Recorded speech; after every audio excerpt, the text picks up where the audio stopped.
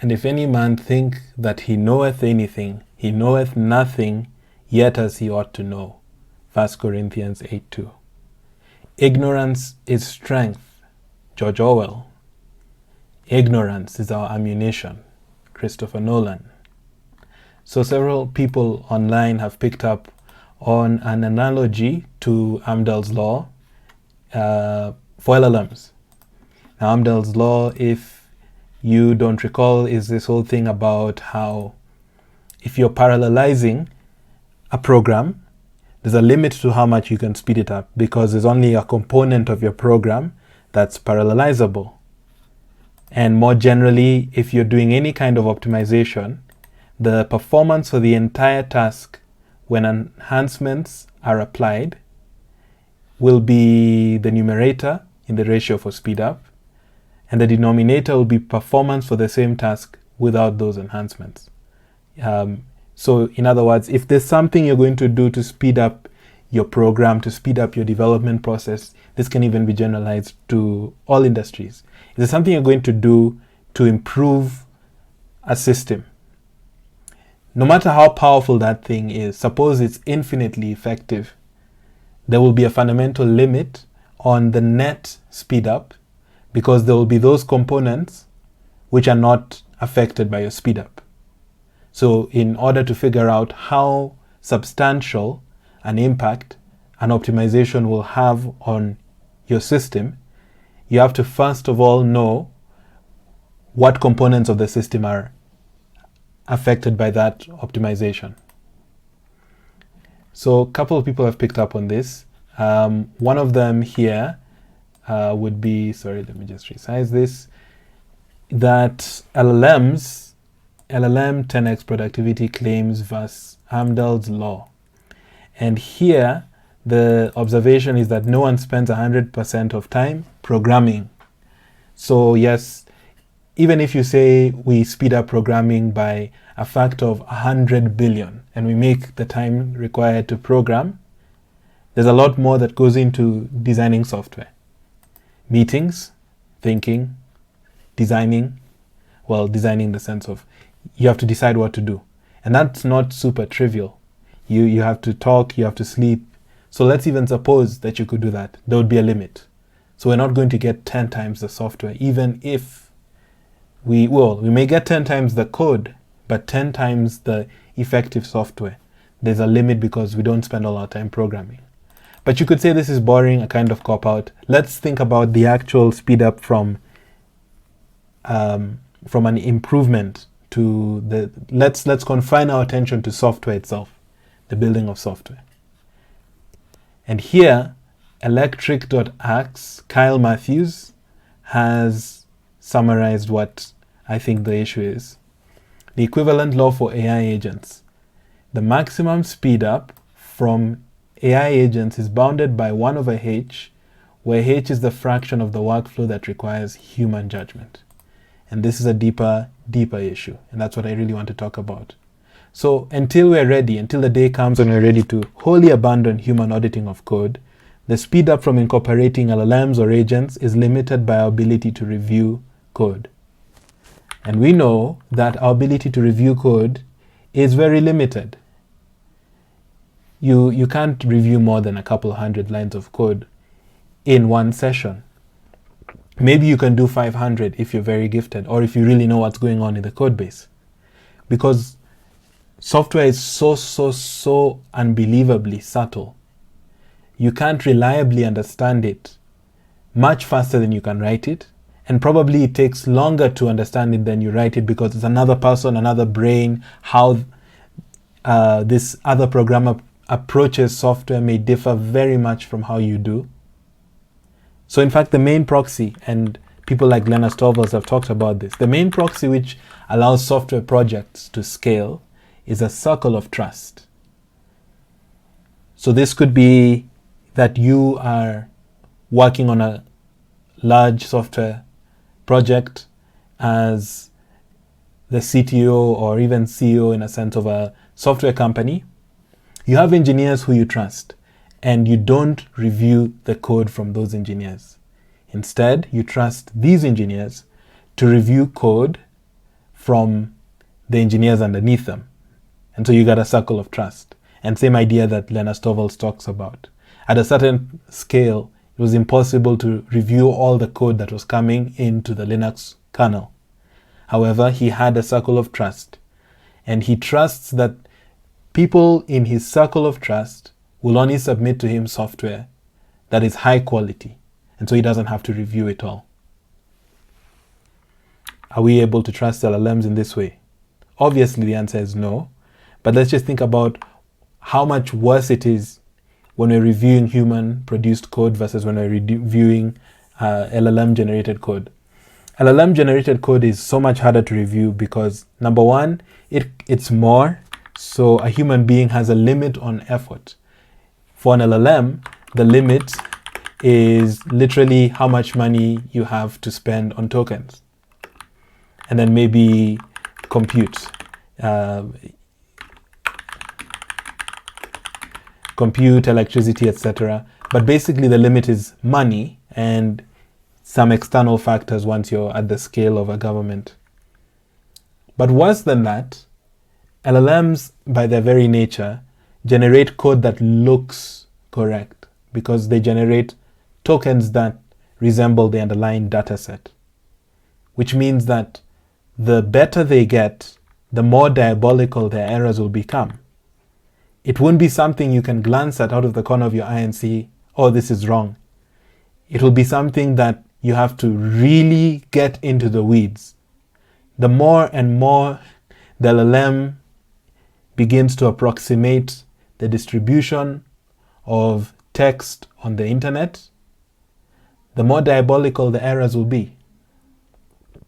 Another issue is prompt injection, because now the secret is out. And bad actors, as well as good actors, know that the whole internet is the training data set for LLMs.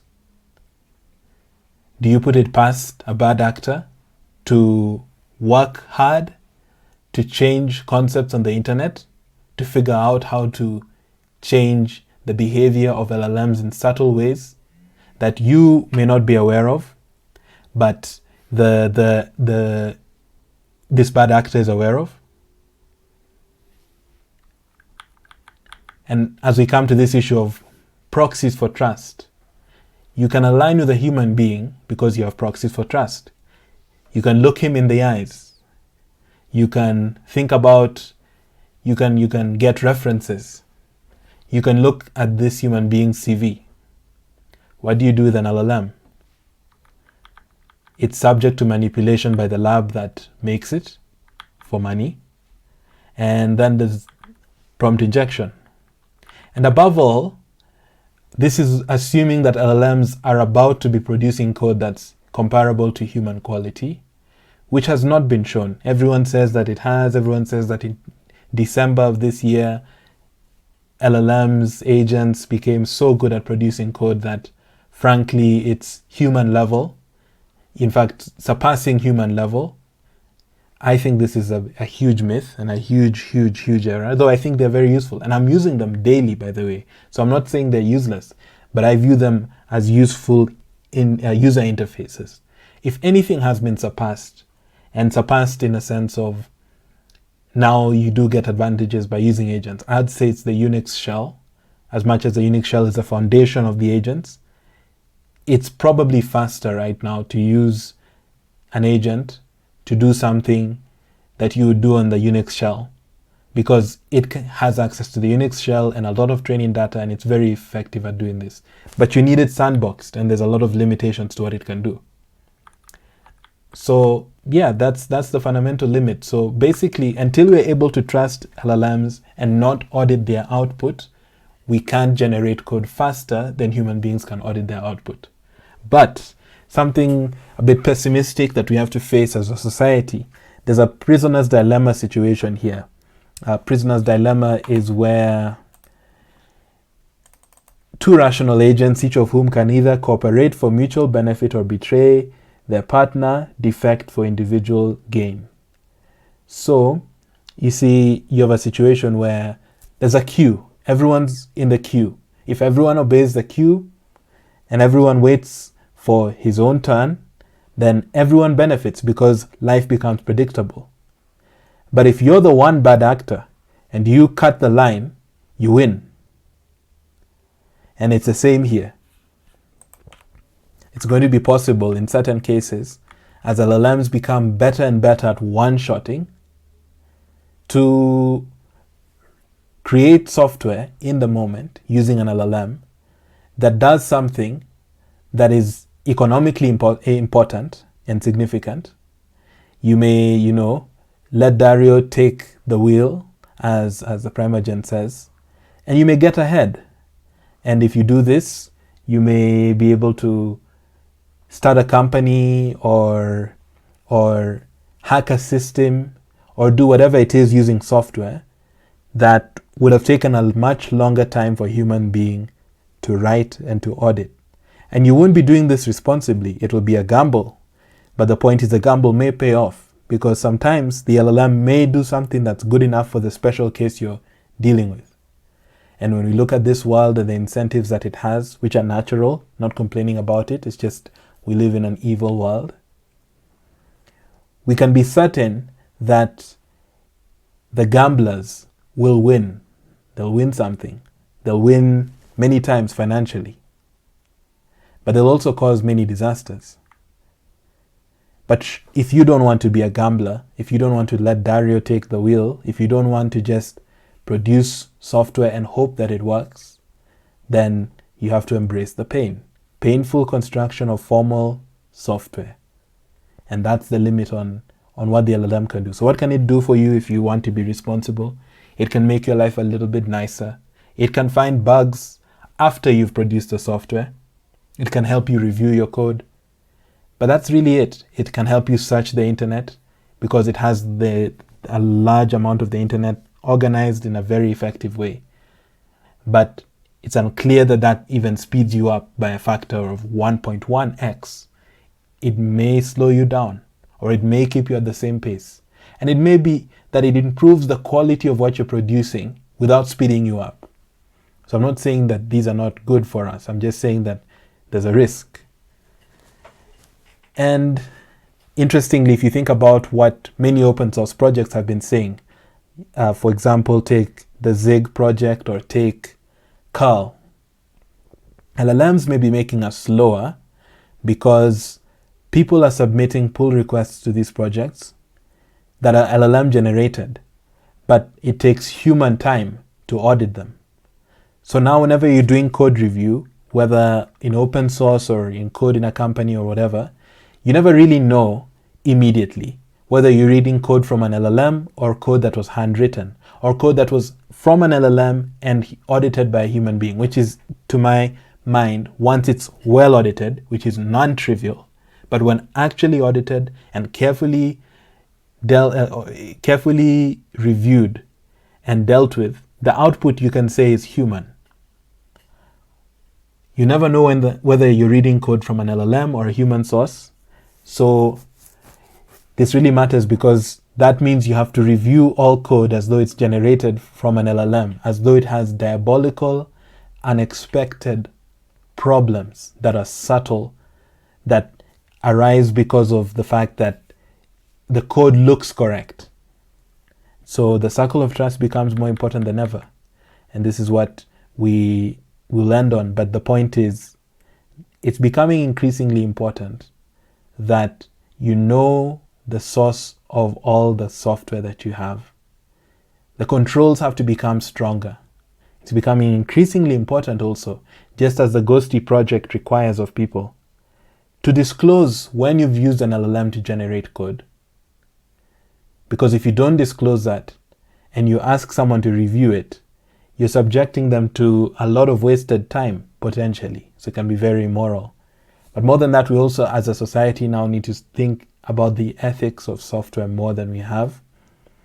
It is immoral to put software in a position that is crucial to society when that software has not been audited by a human being in great detail, because we don't know what it will do. We hope it will do this, or we hope it will do that. And even when a human being audits it, by the way, that doesn't make it perfect. but at least there's a baseline of quality. And this is the world we're living in. Have fun.